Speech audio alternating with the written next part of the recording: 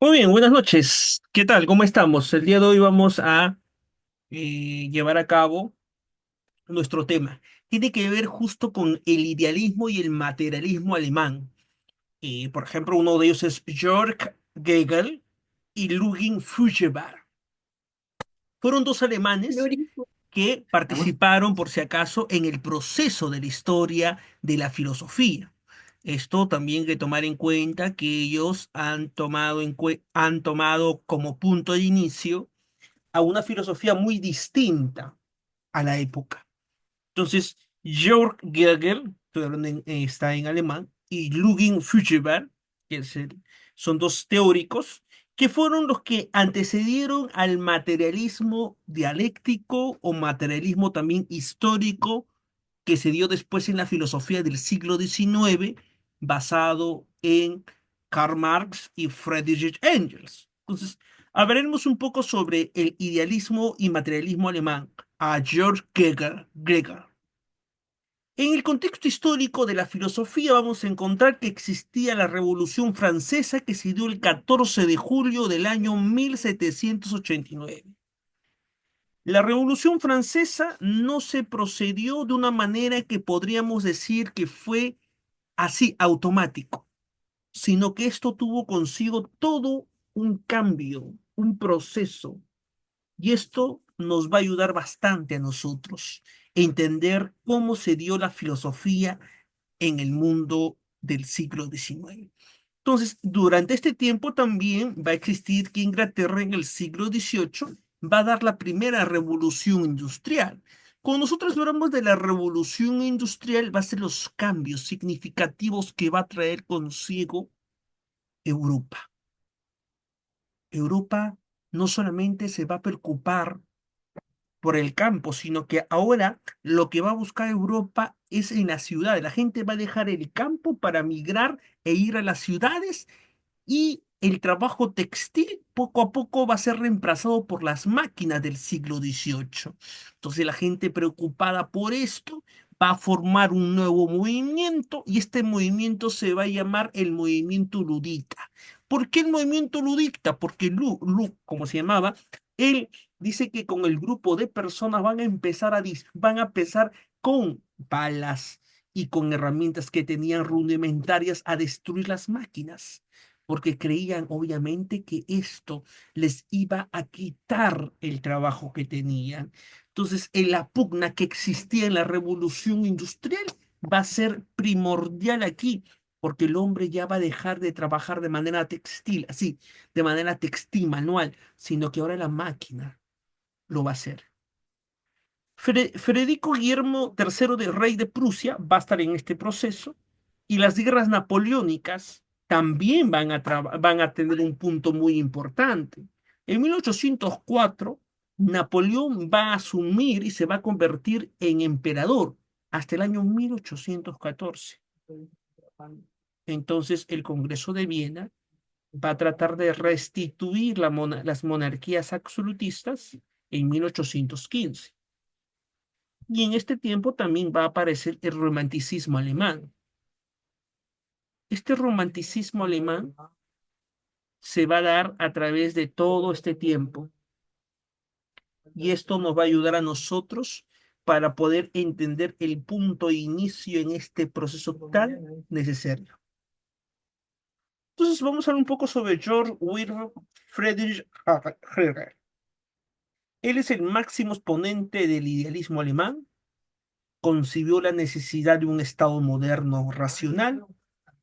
Él, a través de las obras que ha hecho, va a introducir la fenomenología del espíritu, va a traer consigo la ciencia lógica y vamos a ver que aquí también George Hegel va a hablarnos sobre el enciclopedia de las ciencias filosóficas.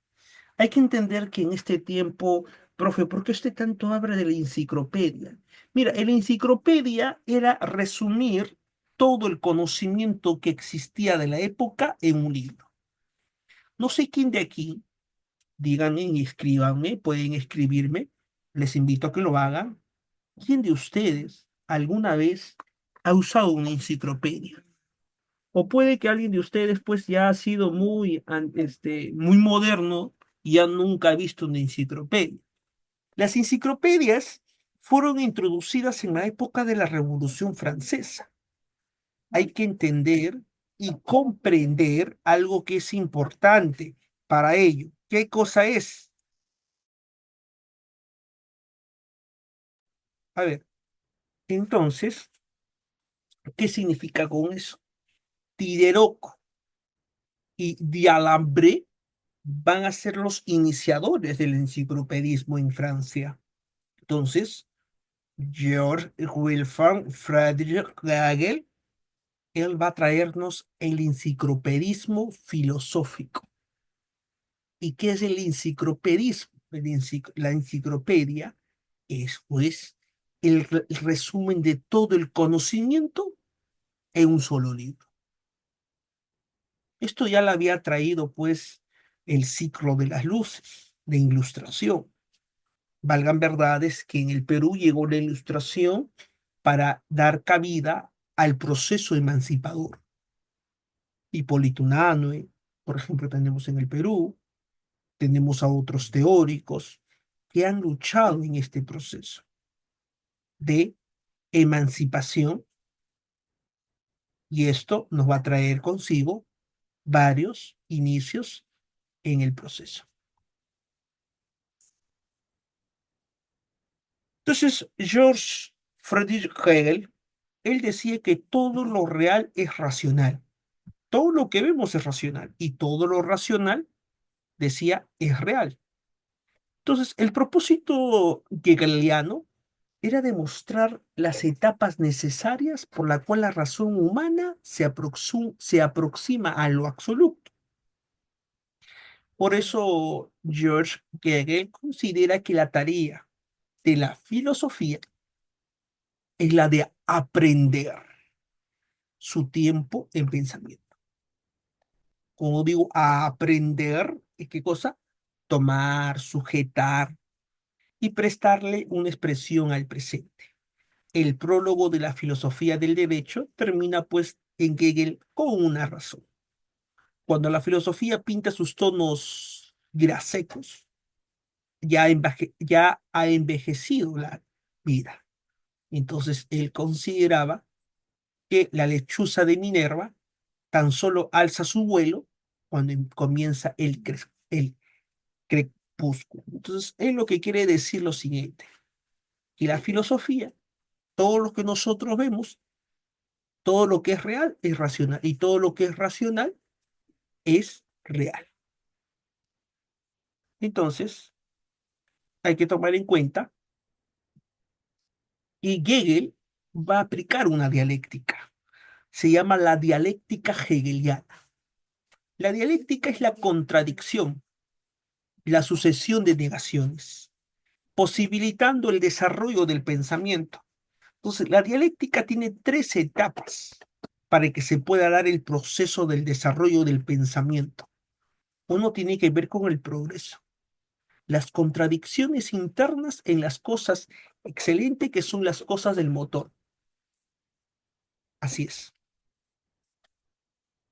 Y lo otro es la síntesis. Supera y conserva los momentos anteriores. Y la negación. Todo lo que surge lleva en sí al germen de la destrucción. Entonces, ¿qué significa? Una tesis tiene una antítesis. Una tesis, un postulado, tiene una contradicción siempre. Y entonces en esa contradicción sale una síntesis. En esa contradicción, en esa lucha, sale una síntesis. Por ejemplo, cuando nosotros pensamos distinto, cuando somos distintos. Por ejemplo, muchos de aquí tienen algunas tendencias distintas al pensar con el otro. Díganme ustedes, eso es dialéctica, eso se llama contradicción, porque yo puedo decir que para mí, por ejemplo, vamos a poner así, de esta manera, que está aquí, vamos a poner este cargador, Es de color blanco, blanco. Pero otros pueden decir que no, es de color crema, crema. Entonces, ¿hay contradicciones? Sí, pero al final tenemos que llegar a una convergencia. Y esa convergencia nos trae una síntesis. ¿Qué es la manzana? ¿Qué es lo más común que siempre yo he tomado como ejemplo? Es una fruta. ¿Para qué sirve? ¿Para comer? ¿Solo para comer? ¿Qué creen ustedes? Ahí viene este proceso tan importante y necesario para nosotros, las contradicciones. Y esta contradicción, por ejemplo, no todos vamos a pensar igual. Hay un grupo aquí que le gusta la noche, a otro grupo le gusta el día. Y cada uno va a saber decir y argumentar por qué considera que el día es mejor o otro que dice que la noche es mejor. En esas contradicciones, en esas negaciones, en esas luchas, hay una síntesis que supera todos estos momentos. Y esto saca una nueva tesis y viene una antítesis. Y esa lucha que va a haber saca una nueva síntesis. Y viene otra tesis. Y esta tesis es una antítesis y luego una síntesis. Siempre estaremos en constante cambio. Los cambios son importantes. ¿Sí? ¿Quién dijo que los cambios son malos? Los cambios no son malos. Los cambios son importantes según la dialéctica hegeliana, porque en la contradicción está la riqueza del pensamiento, porque en la contradicción o en la negación, en la lucha que tenemos de divergencia, acá viene divergencia, de pensar distinto, está la riqueza del pensamiento, porque nadie puede pensar igual que el otro, nadie puede decir yo pienso igual que él. Lo que podemos hacer es aproximarnos a su pensamiento, comulgar en ciertos puntos, pero no en todos. Entonces, de todas maneras, siempre estaremos en lucha, en contradicción. ¿Por qué? Porque la contradicción es parte de la evolución. Nosotros mismos, desde que hemos nacido hasta el día de hoy, hemos tenido todo un proceso de cambios. Todo este proceso, desde que hemos nacido, desde que hemos sido niños, en la adolescencia, ha habido luchas, cambios, ¿cierto? Así es, siempre se ha dado. Entonces la vida es una dialéctica, profe, por supuesto. Momentos del movimiento dialéctico. El proceso dialéctico se constituye a partir de tres momentos. El primer momento es la tesis, la afirmación que yo tengo. Es como el capullo, poco a poco nace. Luego se convierte en la flor, un- una antítesis, el segundo momento, la negación a la desde la afirmación. Y el tercer momento es la síntesis de la negación, de la negación, de la afirmación. Y esto nos trae consigo un fruto. Porque todo está en constante cambio. Todo, no a todo le vamos a decir que sí. No a todo le vamos a decir que me parece bien, porque el proceso dialéctico se construye desde una afirmación, niego esa afirmación y la negación de la negación de la afirmación se construye. Miren lo que dice un fragmento de la fenomenología del espíritu que he podido traerles a ustedes en una captura de pantalla. Esto fue de la edición diaríctica de Alhambra, página 66 y página 79. Dice así, el capullo desaparece al abrirse la flor y podría decirse que aquel es negado por esta.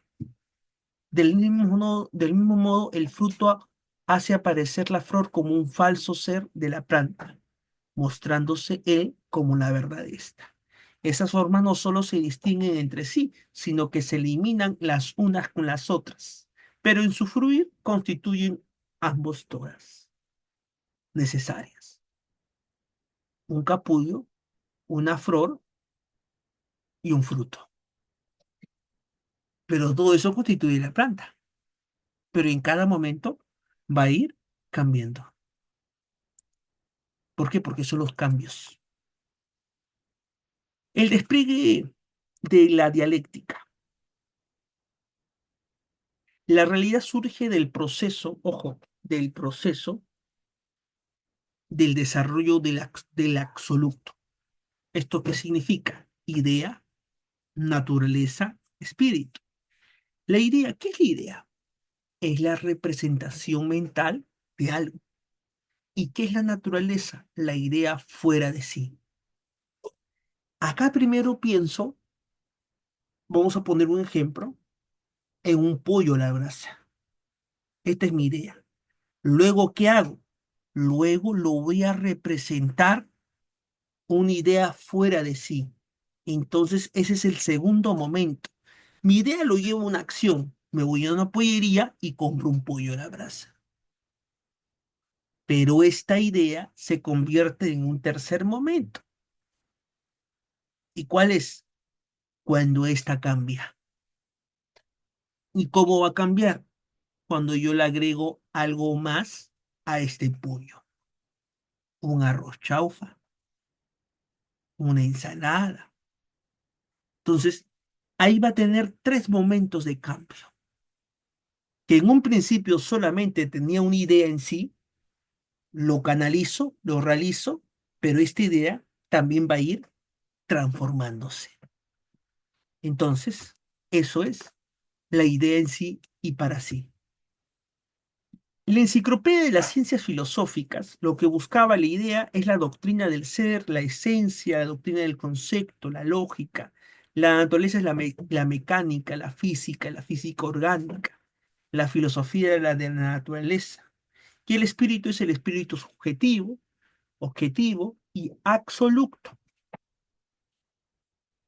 Entonces, mira, tengo aquí un examen, una pregunta, que dice, señale una de las características centrales de la filosofía hegeliana, que es toda la realidad es el despliegue dialéctico de una idea.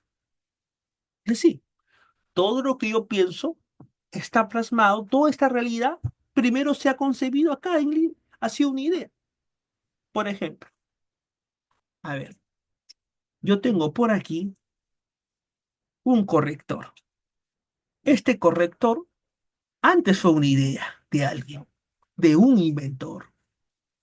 Por ejemplo, por acá, mira, yo tengo acá unas pastillas. Estas pastillas, antes de ser una realidad, fueron una idea. Entonces, Kegel lo que dice es, antes de todo lo que tú has podido ver, ha sido constituido en idea. Entonces es cierto. Por ejemplo, algo que es importante y tomar en cuenta es esto. Mira, yo tengo acá una tijera y antes de constituirse una tijera, ha sido la idea de otra persona. Y eso es importante y eso es necesario tomar en cuenta. Entonces, toda la realidad antes fue una idea. Son las construcciones dialécticas que nosotros tenemos en el proceso. Entonces, la filosofía del espíritu analiza el desarrollo dialéctico del espíritu en tres momentos: subjetivo, objetivo y absoluto. Primero, subjetivo, la fenomenología, la conciencia; antropología, el alma; psicológico, el espíritu, que es la autoconciencia que tenemos nosotros. Y el espíritu es el derecho abstracto, la moralidad, la ética en el espíritu objetivo. ¿Y qué es eso? ¿Qué representa el Estado?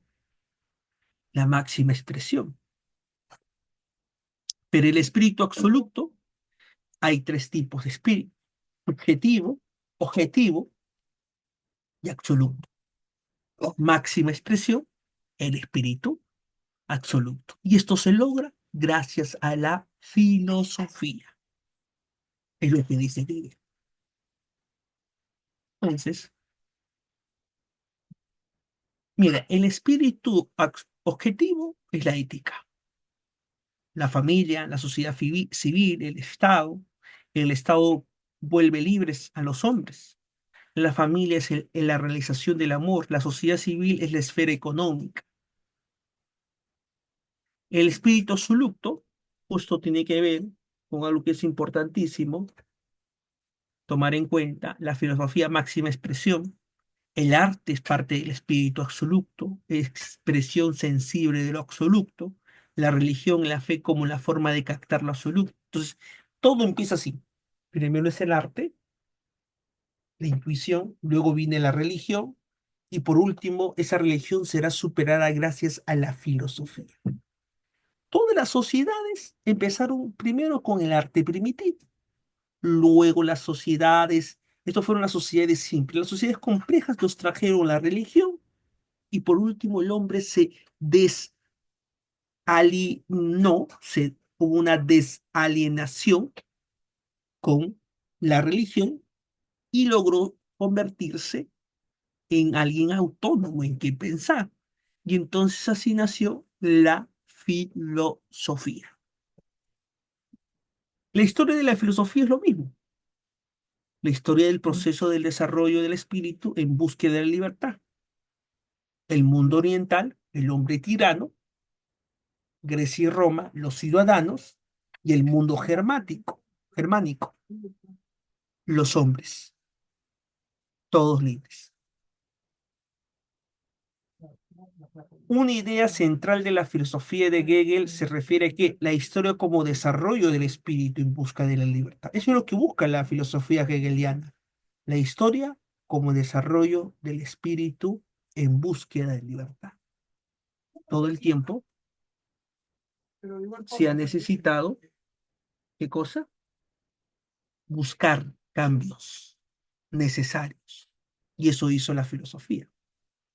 Y nuestro espíritu ha necesitado ser libre. Ha buscado la libertad a través de los tiempos. Hoy somos libres realmente. Realmente nos han hecho creer que somos libres. Nos han configurado que vivimos